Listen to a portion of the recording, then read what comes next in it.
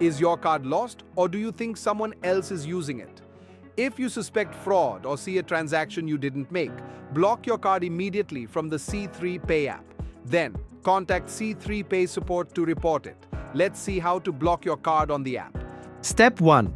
Log in to the C3 Pay app. Step 2. Tap the profile icon in the top right corner. Step 3. Under Card Settings, tap Block/Unblock Card. Step 4. Tap Block My Card. Step 5. Tap Yes, Block again to confirm. That's it. Your card is now blocked. If you suspect fraud, call C3 Pay support on +9 71 600 567 772 and report it.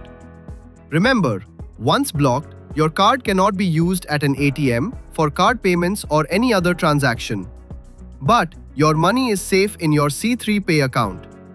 If you need a replacement card, please contact your company.